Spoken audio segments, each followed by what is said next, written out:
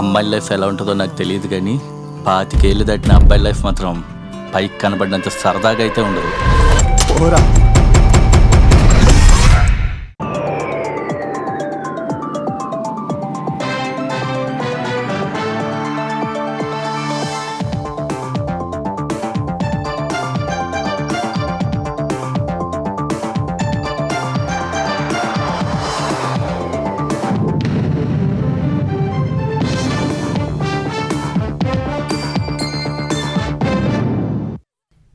నమస్కారం, ఈటీవీ న్యూస్కు స్వాగతం. ముందుగా ముఖ్య అంశాలు. కాక్రోచ్ జనతా పార్టీ పార్లమెంటు ముట్టడిలో తీవ్ర ఉద్రిక్తత. బారికేడ్లు దాటుకుని దూసుకువెళ్లేందుకు కార్యకర్తల ప్రయత్నాలు.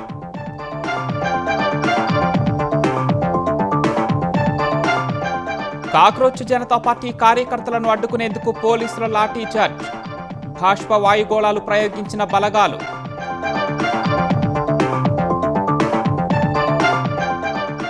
పార్లమెంటు వర్షాకాల సమావేశాల్లో తొలి రోజే వాయిదాల పర్వం. సమగ్ర ఉత్పాదకతతో కూడిన చర్చ జరగాలన్న ప్రధాని.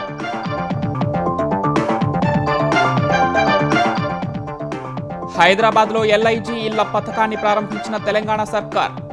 రేపటి నుంచి ఆగస్టు 10 వరకు దరఖాస్తుల స్వీకరణ.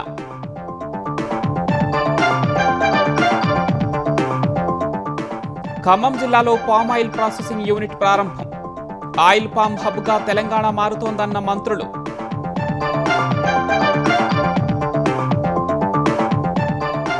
గర్భిణులు బాలింతలకు అనాయాస ప్రయాణాలకు ఏపీ సర్కార్ అడుగులు. త్వరలో తల్లి బిడ్డ ఎక్స్ప్రెస్ వాహనాలు.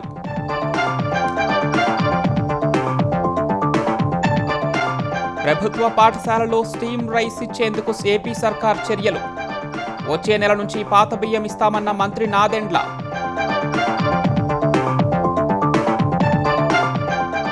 ఆత్మహత్య చేసుకున్న త్రిపుర డీసీపీ అనురాగ్ ధన్కడ్. సర్వీస్ రివాల్వర్తో కాల్చుకున్నట్టు పోలీసుల అనుమానాలు.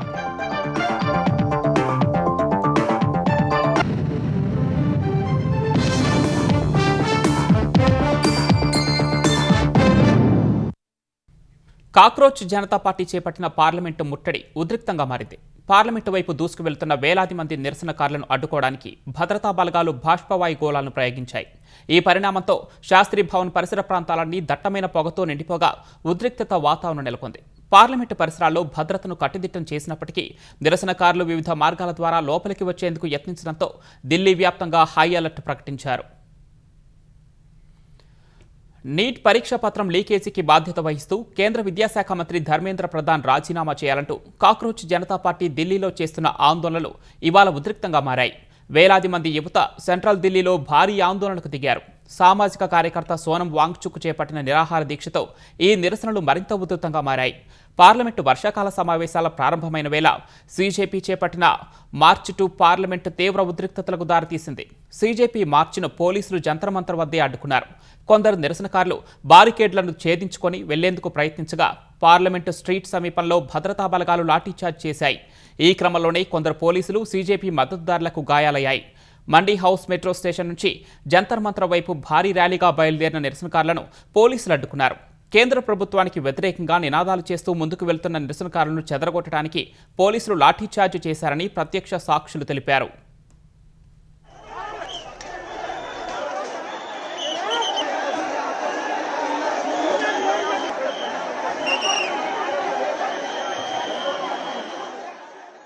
ఇక ఈ ఘటనలో దాదాపు 15 మంది ఆందోళనకారులను పోలీసులు అదుపులోకి తీసుకున్నట్లు తెలుస్తోంది.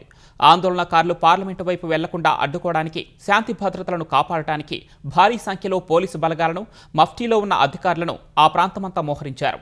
ముందు జాగ్రత్తగా పార్లమెంటు ప్రధాన గేట్లను భద్రతా సిబ్బంది పూర్తిగా మూసివేశారు. లోపలికి ఎలాంటి అనధికార వ్యక్తులు ప్రవేశించకుండా లోహపు గేట్లకు అదనపు తాళాలు వేసి గట్టి పహారా ఏర్పాటు చేశారు. భద్రతా వలయాన్ని ఛేదించుకొని మరీ కొందరు ఆందోళనకారులు పార్లమెంటు వైపు దూసుకొచ్చారు. పార్లమెంటు ముట్టడించేందుకు పాఠశాలల యూనిఫామ్స్ ధరించిన విద్యార్థులు సహా అనేక మంది యువకులు వివిధ మార్గాల్లో చొచ్చుకొచ్చారు. అడుగడుగునా బారికేడ్లు ఉన్నప్పటికీ వాటిని ఛేదించుకుంటూ ముందుకు సాగారు. శాస్త్రీ భవన్ సమీపంలో పోలీసులు ఏర్పాటు చేసిన బారికేడ్లను నెట్టుకుంటూ నిరసనకారులు భారీ సంఖ్యలో దూసుకురావడంతో శాంతి భద్రతలను అదుపులోకి తెచ్చేందుకు భద్రతా బలగాలు బాష్పవాయు గోళాలను ప్రయోగించారు.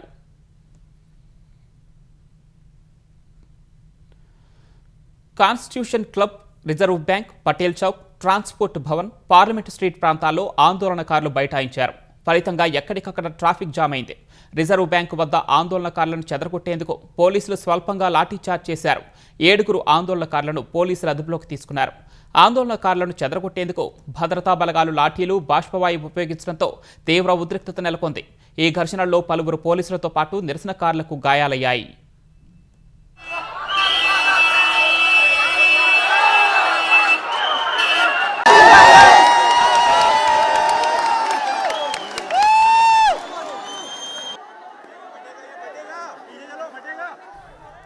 పార్లమెంటు పరిసర ప్రాంతాల్లో భద్రతను కట్టుదిట్టం చేసినప్పటికీ నిరసనకారులు వివిధ మార్గాల ద్వారా లోపలికి వచ్చేందుకు ప్రయత్నిస్తూ ఉండటంతో ఢిల్లీ వ్యాప్తంగా హై అలర్ట్ ప్రకటించారు.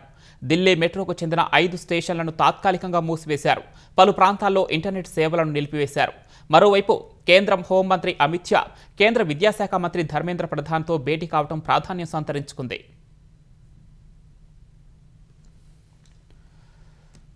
మరోవైపు కాక్రోచ్ జనతా పార్టీ వ్యవస్థాపకుడు అభిజిత్ దిప్కేను పోలీసులు అదుపులోకి తీసుకున్నారు.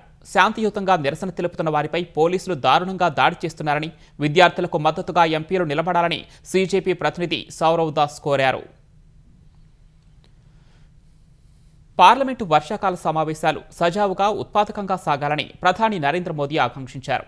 ఈ సమావేశాల ప్రారంభానికి ముందు మాట్లాడిన ఆయన, నెల రోజులుగా భారత్ జాతీయ, అంతర్జాతీయ అంతరిక్ష రంగాల్లో గర్వించదగిన అనేక అద్భుత విజయాలను సాధించినట్లు చెప్పారు. భారత అంతరిక్ష ప్రస్థానంలో సరికొత్త అధ్యాయం లిఖిస్తూ ఓ ప్రైవేటు స్టార్టప్ సంస్థ రాకెట్ను విజయవంతంగా రోదసీలోకి పంపినట్లు ప్రధాని గుర్తు చేశారు. గత ఏడాది ఇదే సమయానికి అంతర్జాతీయ స్పేస్ స్టేషన్కు చేరుకోగా 2 రోజుల క్రితం జరిగిన సరికొత్త ప్రయోగంతో ప్రపంచంలోని అగ్రదేశాల సరసన భారత్ నిలిచిందన్నారు. అటు అంతరిక్షంలో యువత జెండా రెపరెపలాడిస్తూ ఉంటే ఇటు దేశీయంగా హైడ్రోజన్ రైలు మరింత శక్తివంతంగా రూపుదిద్దుకుందని చెప్పారు.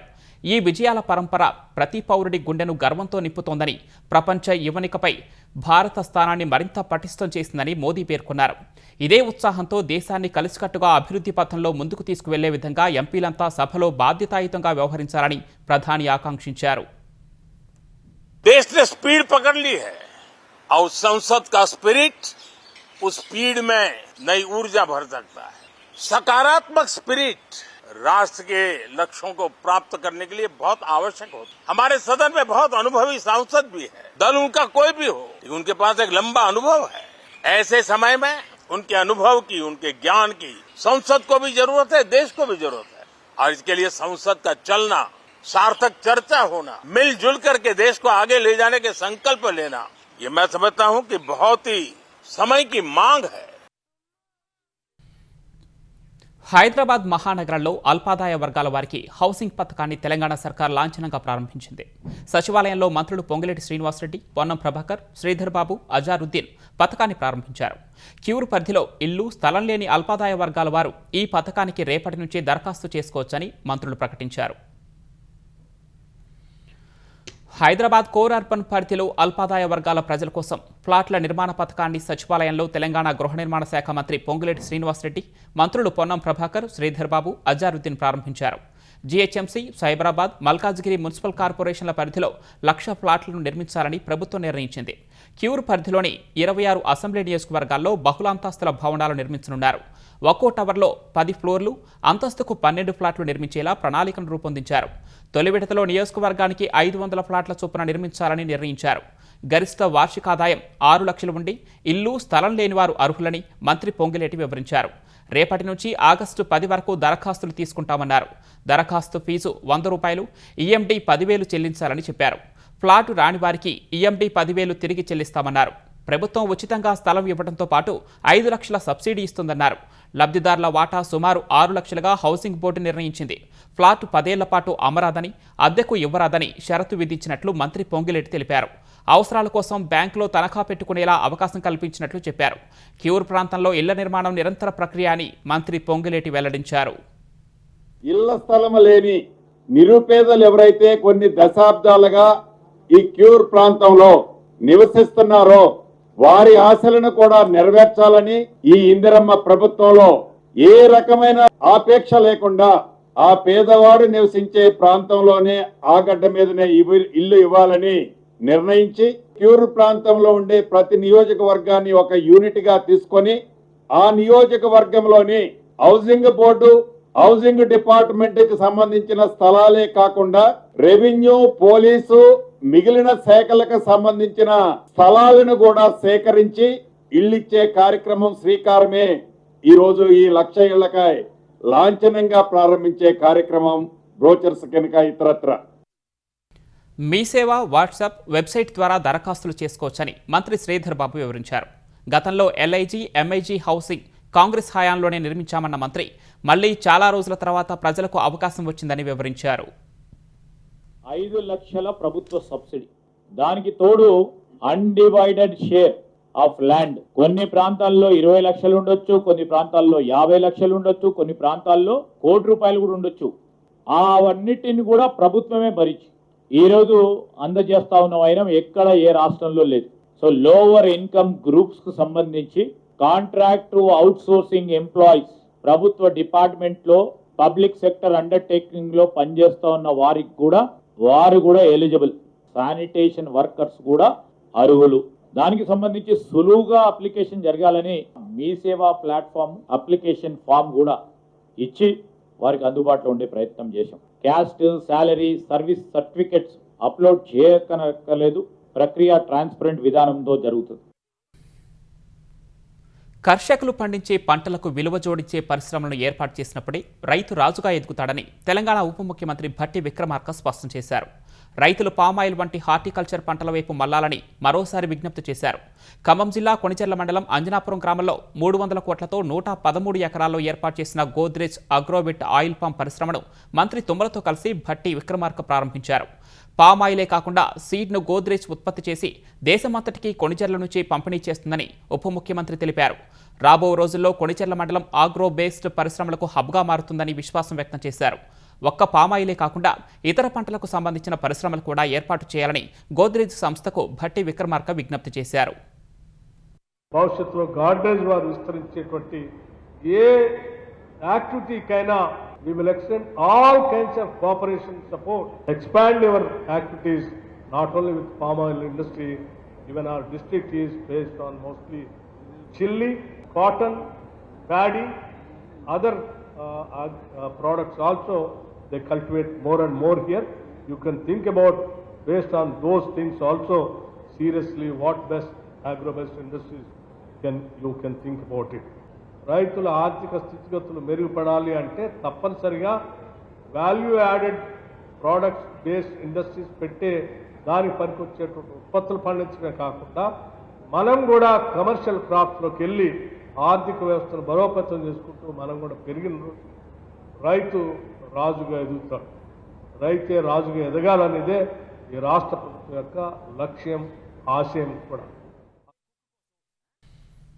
2026-27 ఆర్థిక సంవత్సరం తొలి త్రైమాసికం ముగిసేసరికి తెలంగాణ 21,000 కోట్లకు పైనే ఆర్థిక లోటు నమోదు చేసింది. రెవెన్యూ రాబడులు ఆశించిన మేర లేనందున ఎక్కువగా అప్పులపైనే ప్రభుత్వం ఆధారపడాల్సి వస్తోంది. కాగ్ గణాంకాల ప్రకారం 2026-27 తొలి త్రైమాసికంలో తెలంగాణ రెవెన్యూ రాబడి 42,525 కోట్లు. బడ్జెట్లో అంచనా వేసిన 2,41,263 కోట్లలో ఇది 17.63% ఉంది. పన్నుల ద్వారా ఈ ఏడాది 1,81,367 కోట్లు వస్తాయని అంచనా వేస్తే జూన్ నెలాఖరు వరకు 38,447 కోట్లు వచ్చాయి. పన్నేతర ఆదాయం 3 నెలల్లో కేవలం 2,697 కోట్లు మాత్రమే సమకూరింది. బడ్జెట్లో అంచనా వేసిన 35,730 కోట్లలో ఇది 7.55%గా ఉంది. కేంద్రం నుంచి వస్తాయనుకున్న గ్రాంట్లు కూడా అంచనాలకు దూరంగా ఉన్నాయి. ఈ ఆర్థిక సంవత్సరం గ్రాంట్ల ద్వారా 24,166 కోట్లు వస్తాయని బడ్జెట్లో అంచనా వేశారు. అయితే మొదటి త్రైమాసికం ముగిసేసరికి అందులో కేవలం 1,380 కోట్లే వచ్చాయి. ఆశించిన మేర రాబడులు లేనందున జూన్ నెలాఖరు వరకు 21,919 కోట్ల రూపాయలను తెలంగాణ ప్రభుత్వం రుణాల ద్వారా సమకూర్చుకుంది. అన్ని రకాలుగా ఖజానాకు 64,456 కోట్ల రూపాయలు సమకూరగా ప్రభుత్వం 61,394 కోట్లు ఖర్చు చేసింది. ఈసారి 6,857 కోట్ల రెవెన్యూ మిగులు అంచనా వేయగా మొదటి త్రైమాసికంలో 12,289 కోట్ల రెవెన్యూ లోటు నమోదైంది. కరవ గురించి 6 నెలల నుంచి హెచ్చరిస్తున్న సీఎం రేవంత్ రెడ్డికి తెలంగాణ మీద పట్టింపు లేదని బీఆర్ఎస్ కార్యనిర్వాహక అధ్యక్షుడు కేటీఆర్ మండిపడ్డారు. కరవ గురించి పట్టించుకోకుండా ఇప్పుడు మీటింగులు పెడుతున్నారని ఆక్షేపించారు. తెలంగాణ భవన్లో బాన్స్వాడ కార్యకర్తలతో సమావేశమైన కేటీఆర్ కాంగ్రెస్ చేస్తున్న మోసాలను ప్రజలకు విడమర్చి చెప్పాలని నిర్దేశించారు. మేడిగడ్డ ప్రాజెక్టులో కుంగిన 2 పిల్లర్ల మరమ్మతులకు 31 నెలలుగా సీఎంకు మేస్త్రీ దొరకట్లేదా అని ప్రశ్నించారు. కన్నెపల్లి పంప్ హౌస్ వద్ద వృధాగా పోయే నీరుతో నిజాం సాగర్ను 2 రోజుల్లో నింపవచ్చని కేటీఆర్ తెలిపారు. ఒక్కటన్నా మంచి మాట మాట్లాడొచ్చు కదా, ఒక్కటి ఏం లేదు. అయ్యా కరువు వచ్చింది, ఏం చేయాలా ముఖ్యమంత్రి గారంటే రక్తం జల్లురికి, రక్తం జల్లితే పంటలు పడతాయట. ఇలా పరిస్థితి ఏంది? రాష్ట్రం అంతా కరువు పరిస్థితున్నది. బాన్స్వాడల వానలు పడ్డాయా?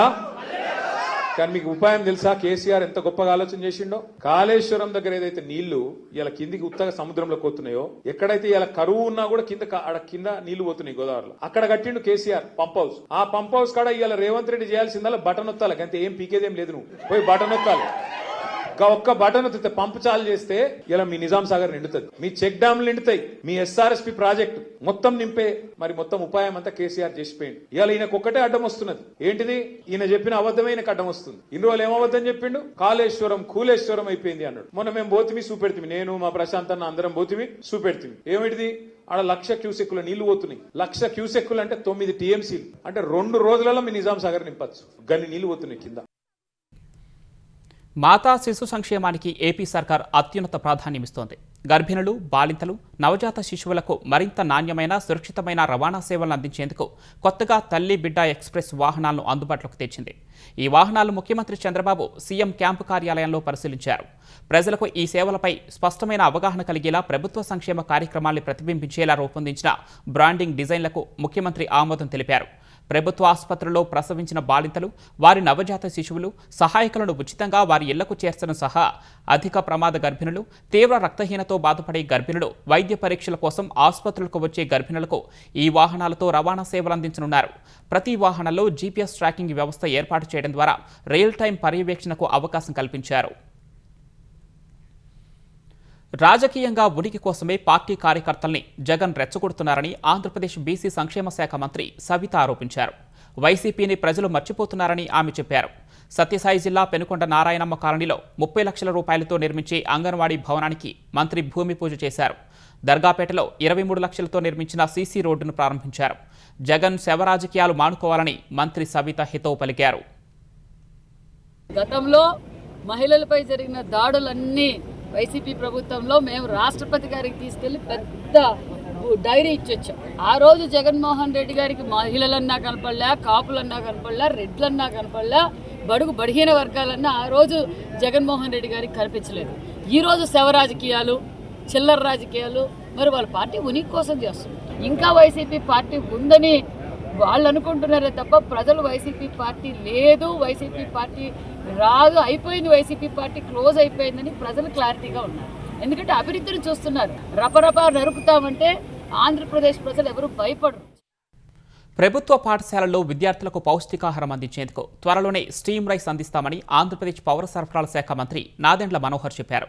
గుంటూరు జిల్లా మంగళగిరిలో అక్షయ పాత్ర ఫౌండేషన్ ప్రభుత్వ పాఠశాల విద్యార్థులకు సరఫరా చేసే మధ్యాహ్న భోజనాన్ని ప్రజాప్రతినిధులతో కలిసి మంత్రి పరిశీలించారు. విద్యార్థులకు అందించే అన్నం ముద్దగా ఎందుకు ఉందని మంత్రి ప్రశ్నించారు. కొత్త బియ్యం సరఫరా చేయడం వల్లే సమస్య వస్తోందని అక్షయ పాత్ర ఫౌండేషన్ ప్రతినిధులు వివరించారు. బియ్యంపై ల్యాబ్ టెస్ట్ చేసి నివేదికనివ్వాలని అధికారులను ఆదేశించిన మంత్రి వచ్చే నెల నుంచి పాత బియ్యం సరఫరా చేసేందుకు ప్రయత్నిస్తామన్నారు. ఎప్పుడైతే మేము సహకరించి దయచేసి బీపీటీ కానివ్వండి, సోనా మసూరి కానివ్వండి, మీరు దళారులు కాకుండా మా సివిల్ సప్లైస్ కార్పొరేషన్కి అందిస్తే మేము ప్రభుత్వ పాఠశాలలో మధ్యాహ్న భోజనానికి వాడతామంటే రైతాంగం అద్భుతంగా స్పందించి ఈ 2 సంవత్సరాల్లో ప్రతి ఏటా రబీను, ఖరీఫ్ కలుపుకుని దాదాపు 2,70,000 మెట్రిక్ టన్నుల ధాన్యం మాకు అందించడం జరుగుతోంది. అన్నం సరిగ్గా ఉడకలేదనో లేకపోతే కొంచెం ముద్దగా మారిందనో ఈ ప్రస్తావన వచ్చినప్పుడు మా కమిషనర్ గారు, మా డైరెక్టర్ గారు, అదేవిధంగా లీగల్ మెట్రాలజీ నుంచి మరియు ఫుడ్ సేఫ్టీ నుంచి మా ప్రజాప్రతినిధులు అందరూ కూడా కలిసి ఈరోజు పర్యటించాం. 63,000 ప్రభుత్వ పాఠశాలలో కూడా ఇంటి నుంచి టిఫిన్ క్యారియర్ తీసుకురాకుండా ఉండాలనేది మా ధ్యేయం. ఏజ్ రైస్ ఉంటే బాగుంటుందని ఇక్కడున్న అధికారులు వాళ్ళు చెప్పారు. పాత బియ్యాన్ని ఎక్కువగా వీళ్ళు కోరుకుంటున్నారు కాబట్టి ముందుగా అది సరఫరా చేసేటట్టు మేము ఒక ప్రయత్నం ఇమీడియట్గా నెక్స్ట్ మంత్ నుంచే చేస్తాం. బాన్సువాడ ప్రభుత్వాసుపత్రిలో వైద్యం వికటించి 10 మంది బాలింతలు ఇబ్బందులు ఎదుర్కొన్న ఘటన సరికి 10 రోజులైనా ప్రభుత్వం మంత్రి స్పందించలేదని బీఆర్ఎస్ నేత హరీష్ రావు ఆరోపించారు. ఆపరేషన్ థియేటర్ నిర్వహణలో లోపాల వల్లే బాలింతలకు ఇన్ఫెక్షన్ సోకినట్లు బంధువులు చెబుతున్నారని హరీష్ వివరించారు. హైదరాబాద్లో నిమ్స్ ఆసుపత్రికి వెళ్లిన ఆయన అక్కడ చికిత్స పొందుతున్న ఖమ్మం జిల్లాకు చెందిన బాలికను పరామర్శించారు. బాలికకు 25 లక్షల పరిహారం ప్రకటించాలని ప్రభుత్వాన్ని డిమాండ్ చేశారు. ఇన్ఫెక్షన్ సోకిన బాధిత బాలింతలకు వైద్య ఖర్చులతో పాటు తగిన పరిహారం చెల్లించాలని హరీష్ రావు కోరారు. 10వ తేదీ 6గురికి మీరు సిజరింగ్ చేశారు. ఎప్పుడైతే వాళ్ళకి ఇన్ఫెక్షన్ వచ్చిందో మరి మళ్ళీ 11వ తేదీ ఎందుకు చేశారు? ఒకవేళ 10వ తేదీ సిజరింగ్ చేసిన వాళ్ళు రాత్రి నుంచే మోషన్స్, వామిటింగ్స్, చలి జ్వరంతో బాధపడుతున్నప్పుడు అదే థియేటర్ లో మళ్ళీ 11వ తేదీ మరో 4గురికి కూడా సిజరింగ్ చేయడం వల్ల ఆ 4గురు కూడా ఎఫెక్ట్ అయినారు. వాళ్ళని మేము మాట్లాడినప్పుడు 2 విషయాలు చెప్తా ఉన్నారు. పేషెంట్స్ యొక్క అటెండెంట్స్ గానీ పేషెంట్స్ గానీ థియేటర్ లో ఉన్నటువంటి ఇన్ఫెక్షన్ మాకు సోకింది. థియేటర్ మెయింటెనెన్స్ సరిగా లేకపోవడం వల్ల మేము 10 మందిని డాక్టర్ల నిర్లక్ష్యానికి బలయ్యాము అని చెప్పి చెప్తా ఉన్నారు. కాలం చెల్లిన మందులు వాడారు, ఎక్స్పైర్డ్ మెడిసిన్ మాకు ఇవ్వడం వల్ల మాకు ఈ పరిస్థితి ఏర్పడ్డది అని చెప్పి ఇంకొక పేషెంట్ యొక్క అటెండెంట్స్ చెప్తా ఉన్నారు. మరి ఇంత తీవ్రమైనటువంటి ఘటన విషయంలో ప్రభుత్వం ఎందుకు గోప్యంగా ఉంచే ప్రయత్నం చేస్తుంది? ప్రభుత్వం దీని మీద ఎందుకు విచారణకు ఆదేశించలేదు? దీనిపైన పూర్తి స్థాయి విచారణ జరపాలని, నిర్లక్ష్యానికి బాధ్యులైనటువంటి వారి మీద వెంటనే కఠిన చర్యలు తీసుకోవాలని చెప్పి కూడా మేము ప్రభుత్వాన్ని ఈ సందర్భంగా డిమాండ్ చేస్తా ఉన్నాం. బీజేపీ కాంగ్రెస్ రాజకీయ సవాళ్లతో నిజామాబాద్ జిల్లా ఆర్మూరు మండలం అంకాపూర్లో ఎమ్మెల్యే రాకేష్ రెడ్డి నివాసం వద్ద తీవ్ర ఉద్రిక్తత పరిస్థితి ఏర్పడింది. ఇచ్చిన హామీలను నెరవేర్చాలంటూ ఎమ్మెల్యే ఇంటి ముట్టడికి కాంగ్రెస్ నేతలు చెలో అంకాపూర్కు పిలువనివ్వడంతో పోలీసులు 144 సెక్షన్ విధించారు. కాంగ్రెస్ బీజేపీ నాయకులను హౌస్ అరెస్ట్ చేశారు. ఇంటి నుంచి బయటకు వచ్చిన రాకేష్ రెడ్డిని అడ్డుకున్నారు. కర్రలతో వచ్చిన బీజేపీ కార్యకర్తలను అదుపులోకి తీసుకున్నారు. నియోజకవర్గ అభివృద్ధికి తానెప్పుడూ కృషి చేస్తున్నారని, కాంగ్రెస్ నేతలకు చర్చలకు రావాలని రాకేష్ రెడ్డి సవాల్ విసిరారు. మీరు అనుకుంటున్నారు అబద్దాల వాగ్దానాలతో గద్దెనెక్కిర్రని. ఇది నిజామాబాద్ జిల్లా ఆర్మూర్తోనే పతనం మొదలైంది. కాంగ్రెస్ ప్రభుత్వం రాసి పెట్టుకోండి. నేను ఒకటే చెప్తున్నాను, రండి చర్చలకు. నేనేం చెప్పాను, మీరేం చెప్పారు, రండి కూసుందాం. అవసరమైతే దేనికంటే దానికి సిద్ధం. పేద పిల్లలకు ఫీజులు లేవు, భవిష్యత్తులో పిల్లలు సూసైడ్ చేసుకోవాలి. ఆ ప్రజలు, ఆ నిరుద్యోగులు ఇల్లు కడుపు కట్టుకొని తిరిగినరు గెలిపిమని. గెలిపించిన దానికి ఎంట్రీని తాగమంటావా? గెలిపించిన దానికి బాయిల దూకమంటావా? రైతులే కదా నేను గెలిపించింది. నీ మోసపు వాగ్దానాలకు రైతులని రక్తం చల్లుతంటావా? రాకేష్ రెడ్డిపై కాంగ్రెస్ నాయకులు తీవ్ర ఆగ్రహం వ్యక్తం చేశారు. తెలంగాణ ప్రభుత్వం అమలు చేస్తున్న పథకాలను సొంత నిధులతో ఇచ్చినట్లు ఎమ్మెల్యే చెప్పుకుంటున్నారని ఆరోపించారు. రూపాయికి వైద్యం, గ్రామానికి 10 ఇళ్లు కట్టిస్తామన్న హామీ ఏమైందని ప్రశ్నించారు. అభివృద్ధిలో పోటీవాడు, నిధులు తీసుకురా. ఏదైతే దుబాయ్ లో వలస చనిపోయిన వాళ్ళు ఉన్నారో 5 లక్షల రూపాయలు ఎక్స్గ్రేషియా ఇస్తున్నాం. కేంద్రం నుంచి 10 లక్షలు ఇప్పి మేము ఇప్పించిన దాంట్లో వచ్చి నేనే ఇస్తున్నా అని చెప్తాడు.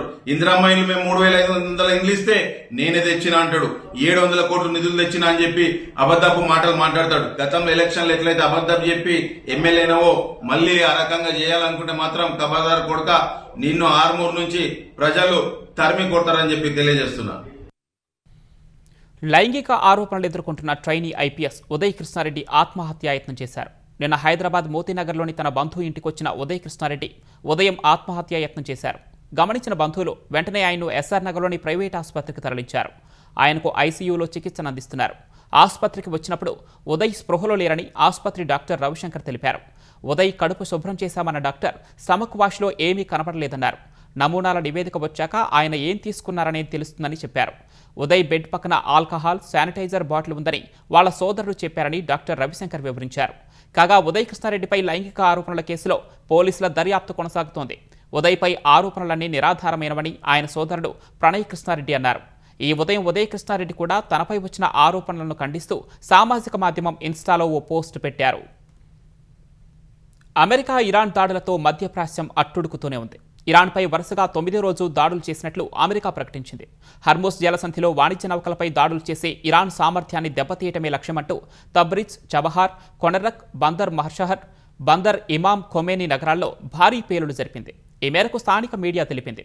అమెరికా దాడులకు ప్రతిగా Iran Islamic revolutionary guard corps జోర్డాన్లోని అకాబా విమానాశ్రయంలో ఉన్న అమెరికా విమానాలపై దాడులు చేసింది. కువైట్, సిరియాలోని అమెరికా సైనిక స్థావరాలపై బాలిస్టిక్ క్షిపణులతో విరుచుకుపడింది. ఈ దాడులతో బహ్రెయిన్లో ఉదయం సైరన్లు మోగగా తమ గగనతలంలోకి ప్రవేశించిన ఇరాన్ డ్రోన్లను అడ్డుకున్నట్లు కువైట్ సైన్యం ప్రకటించింది. కువైట్లోని ఓ డీశాలినేషన్ ప్లాంట్పై వరుసగా రెండో రోజు దాడి జరిగిందని, మరోవైపు ఇరాక్ ఉత్తర ప్రాంతంలో కూల్చివేసిన ఇరాన్ డ్రోన్లోని పేలుడు పదార్థాలను నిర్వీర్యం చేస్తూ ఉండగా అమెరికా సైనికుడు ఒకడు మరణించాడు. హర్ముస్ జలసంధిలో ప్రయాణించేందుకు ప్రయత్నించిన 2 చమురు నౌకలు పేలిపోయాయని ఐఆర్జీసీ తెలిపింది. అమెరికా ప్రోద్బలంతోనే ఆ నౌకలు సురక్షితం కాని మార్గంలో వచ్చాయని ఆరోపించింది. ఈ ప్రాంతంలో అమెరికా దురాక్రమణ కొనసాగినంతకాలం జలమార్గం సురక్షితంగా ఉండదని, ఒక్క చుక్క చమురును దాటనివ్వబోమని ఇరాన్ హెచ్చరించింది. అటు హర్ముజ్ జలసంధిపై ఇరాన్ ఆధిపత్యం చెలాయించాలని చూసినంతకాలం అమెరికా ధీటుగా బదిలిస్తుందని అమెరికా విదేశాంగ మంత్రి మార్కో రూబియో స్పష్టం చేశారు. భారత్లో డెంగీ వైరస్కు వ్యాక్సిన్ అందుబాటులోకి వచ్చింది. దేశంలో తొలి డెంగీ నివారణ వ్యాక్సిన్ క్యూడెంగా విడుదలకు కేంద్ర ఔషధ నియంత్రణ సంస్థ అనుమతినిచ్చింది. ప్రముఖ జపానీస్ ఔషధ తయారీ సంస్థ తకేడా ఈ టీకాను అభివృద్ధి చేసింది. 4 నుంచి 60 ఏళ్ల వయస్కులు ఈ వ్యాక్సిన్ తీసుకునేందుకు అర్హులని కంపెనీ తెలిపింది. గతంలో డెంగీ సోకిందా లేదా అనే విషయంతో సంబంధం లేకుండా, ఏ ముందస్తు రక్త పరీక్షలు లేకుండా ఈ టీకాను వేసుకోవచ్చని తెలిపింది. 3 నెలల వ్యవధిలో 2 డోసులు వ్యాక్సిన్ ఇవ్వాల్సి ఉంటుందని వెల్లడించింది. 2022లోనే ఆవిష్కరించిన ఈ వ్యాక్సిన్ 43 దేశాల్లో ఆమోదం పొందింది. ఆసుపత్రి పాలయ్యే ప్రమాదాన్ని ఈ టీకా రికార్డు స్థాయిలో తగ్గిస్తోందని 7 ఏళ్ల క్లినికల్ డేటా స్పష్టం చేస్తోంది. త్రిపుర పోలీస్ శాఖలో విషాదం చోటు చేసుకుంది. Tripura DGP 1994 batch senior IPS అధికారి అనురాగ్ ధంకర్ అగర్తలలోని పోలీస్ ప్రధాన కార్యాలయంలో మృతి చెందారు. ఆయన తన సర్వీస్ పిస్టల్తో కాల్చుకొని ఆత్మహత్యకు పాల్పడి ఉంటారని పోలీసులు ప్రాథమికంగా అనుమానిస్తున్నారు. కార్యాలయంలో బుల్లెట్ గాయాలతో పడి ఉన్న డీజీపీని సిబ్బంది వెంటనే ఆసుపత్రికి తరలించారు. అప్పటికే ఆయన మృతి చెందినట్లు వైద్యులు ప్రకటించారు. సుదీర్ఘ పోలీసింగ్ అనుభవం ఉన్న అనురాగ్ ధంకర్ గత ఏడాది మే నెలలో త్రిపుర డీజీపీ బాధ్యతలు స్వీకరించారు. అంతకుముందు త్రిపుర నిఘా విభాగాధిపతిగా బాధ్యతలు నిర్వహించడమే కాకుండా సీబీఐలో ఉంటూ హై ప్రొఫైల్ కేసుల విచారణను విజయవంతంగా పూర్తి చేశారు. ధంకర్ మరణానికి దారితీసిన ఖచ్చితమైన పరిస్థితులు ఇంకా తెలియరాలేదు.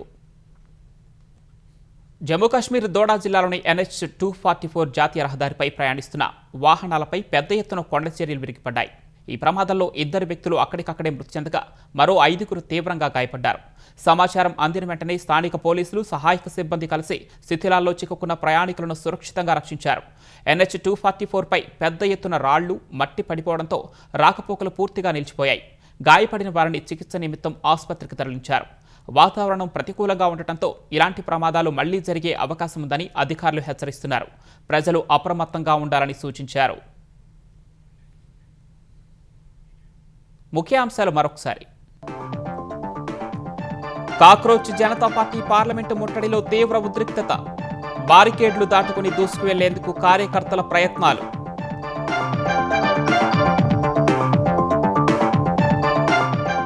కాక్రోచ్ జనతా పార్టీ కార్యకర్తలను అడ్డుకునేందుకు పోలీసుల లాఠీ చార్జ్. బాష్ప వాయుగోళాలు ప్రయోగించిన బలగాలు.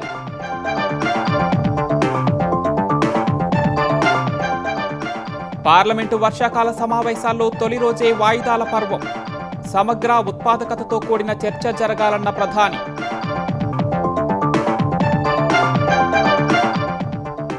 హైదరాబాద్లో LIG ఇళ్ల పథకాన్ని ప్రారంభించిన తెలంగాణ సర్కార్.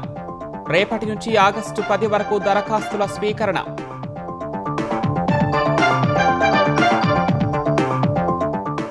ఖమ్మం జిల్లాలో పామాయిల్ ప్రాసెసింగ్ యూనిట్ ప్రారంభం. ఆయిల్ పామ్ హబ్గా తెలంగాణ మారుతోందన్న మంత్రులు.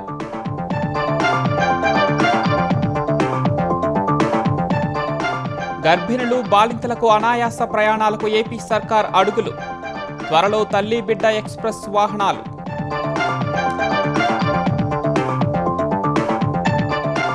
ప్రభుత్వ పాఠశాలలో స్టీమ్ రైస్ ఇచ్చేందుకు ఏపీ సర్కార్ చర్యలు. వచ్చే నెల నుంచి పాత బియ్యం ఇస్తామన్న మంత్రి నాదెండ్ల.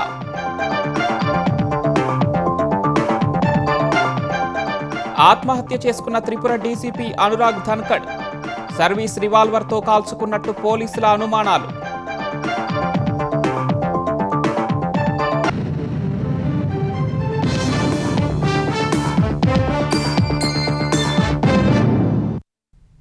ఈటీవీ న్యూస్ సమాప్తం. నమస్కారం.